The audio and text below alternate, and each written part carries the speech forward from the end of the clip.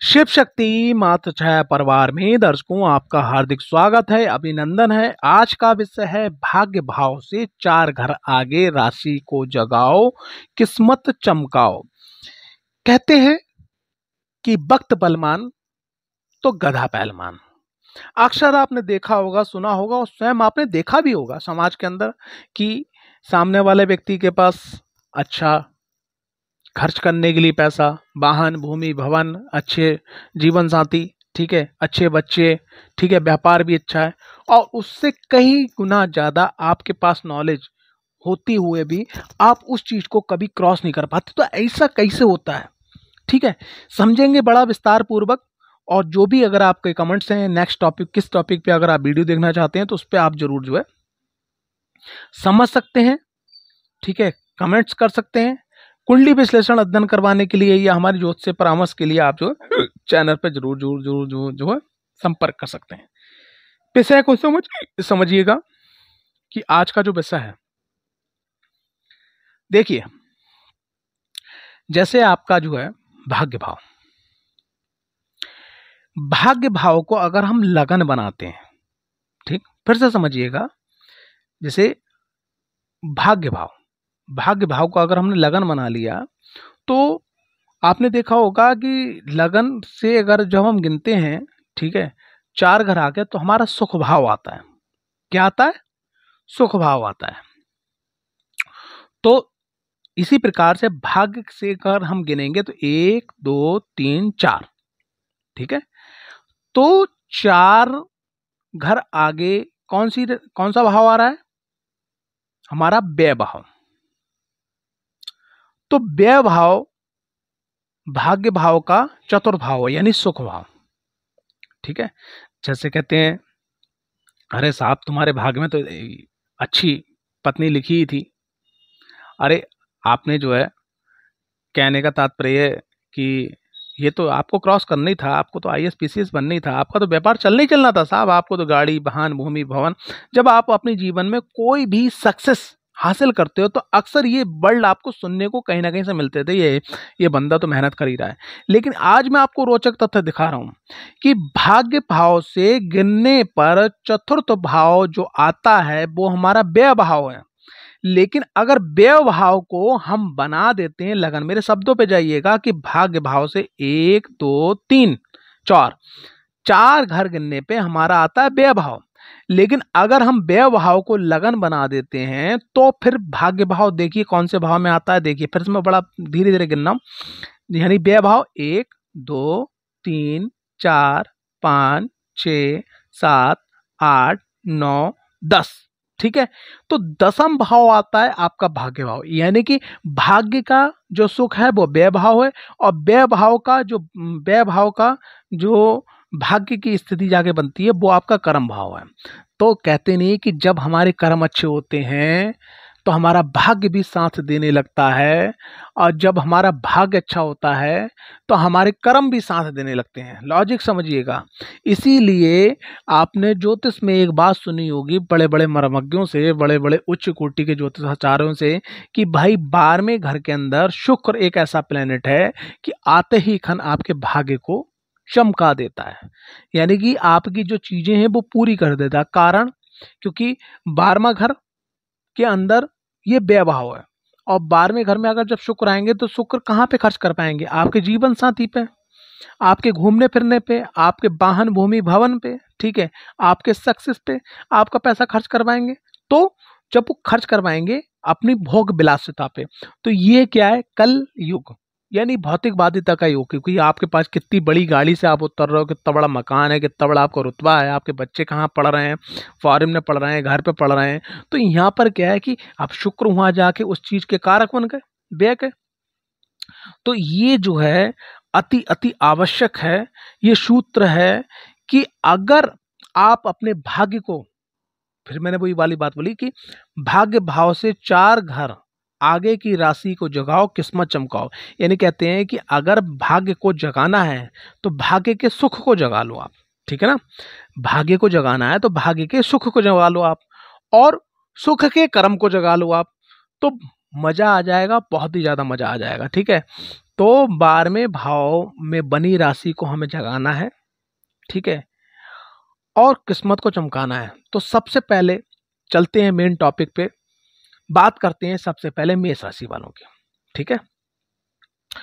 तो मेष राशि वालों के लिए तो बहुत ही सर्वोत्तम है, अति उत्तम है, क्योंकि उनके जो भाग्य के स्वामी हैं वो भी देवगुरु बृहस्पति हैं, और व्यय भाव के जो स्वामी हैं वो भी देवगुरु बृहस्पति हैं। तो आपने क्या करना है, सिर्फ अपने जीवन के अंदर, ठीक है, जीवन के अंदर मैं 3 उपाय बताने जा रहा हूं। मैं हर जगह 3 उपाय बताऊंगा, लेकिन आप तीनों कर सकते हो, और अगर एक भी कर लोगे ना तब भी किस्मत चमकेगी, ठीक है, क्योंकि इसमें लिखा हुआ है कि एक काम को बना देगा। सबसे पहली चीज क्या है, आप ज्योतिषाचार्य को कुंडली दिखाने के बाद में पुखराज रत्न धारण कर सकते हैं। दूसरा, गौ सेवा, खास करके बृहस्पतिवार को जाके बनाना, केले खिलाना, ठीक है, वो कर सकते हैं। तीसरा, आप जो है भगवान नारायण का कोई भी मंत्र या विष्णु सहस्त्र नाम का पाठ नित्य करते हैं तो आपका भाग्य आपका साथ देने पे मजबूर हो जाएगा, ठीक है। बात करते हैं द्वितीय राशि यानी कि वृषभ राशि। तो वृषभ राशि के जो है कहने का तात्पर्य, वृषभ राशि के 12वें भाव में कौन सी राशि आ रही है आपकी, मंगल की राशि। आप चाहते हैं कि आपका भाग्य साथ दे तो आप 3 काम कर सकते हैं। प्रत्येक रविवार भैरव जी के मंदिर जाइएगा और मैक्सिमम आप जो है गुड़ का भोग लगाइएगा। दूसरा उपाय, रविवार को गुड़ लीजिएगा, गुड़ के छोटे छोटे टुकड़े कीजिए, रोटी में रखिएगा और गऊ को खिलाइएगा लगातार। तीसरा उपाय क्या है कि आपने मंगलवार या रविवार को हनुमान जी के मंदिर जाना है और हनुमान जी से कहना कि बाबा मैं आपके पास आया हूं और आपको मैं 540 बार या 108 बार या 251 बार राम नाम सुनाने के लिए आया हूं। कुछ कहना नहीं है, कुछ सुनना नहीं है, कि बस इनसे कहना कि बाबा मैं राम नाम सुनाने के लिए आया हूं। राम राम जय जय राम, जय श्री राम, जय जय राम, जय श्री गणेश बोला और स्टार्ट करके आपने गिनती सुना दिया, ठीक है। उनकी सुनने की आदत पड़ जाएगी, आपकी सुनाने की आदत पड़ जाएगी और हनुमान जी की कृपा से 12वां भाव आपका एक्टिवेट हो जाएगा, पॉजिटिव एक्टिवेट हो जाएगा, आपका भाग्य साथ देने लगेगा। 3 उपाय। मिथुन राशि, तो मिथुन राशि के 12वें भाव में कौन सी राशि आ रही, शुक्रदेव की राशि वृषभ राशि। वृषभ राशि को अच्छा करने के लिए आपको क्या करना है, 3 उपाय। पहला उपाय,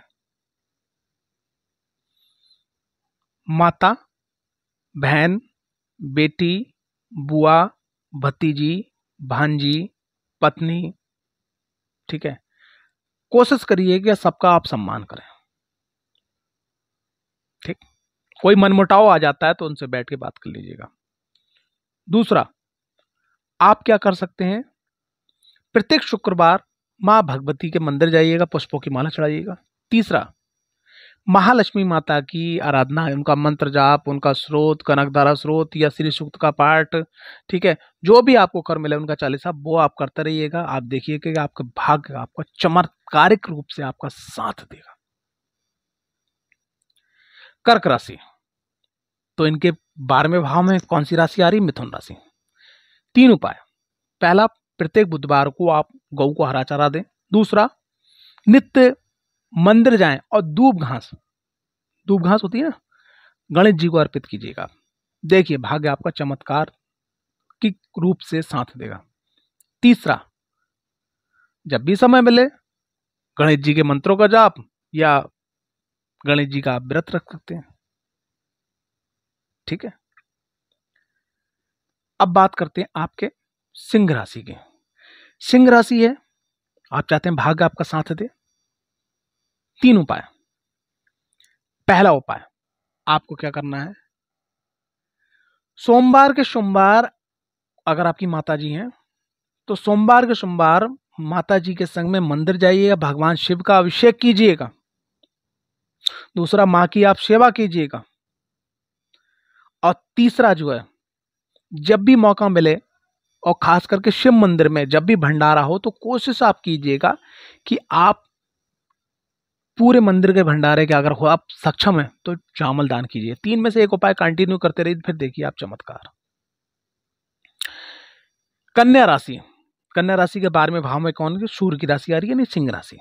भाग्य को चमकाना है, क्या करना है, गणेश जी को प्रत्येक रविवार को गुड़ का भोग लगाइएगा, गुड़ से बनी हुई मिठाइयां का भोग लगाइएगा।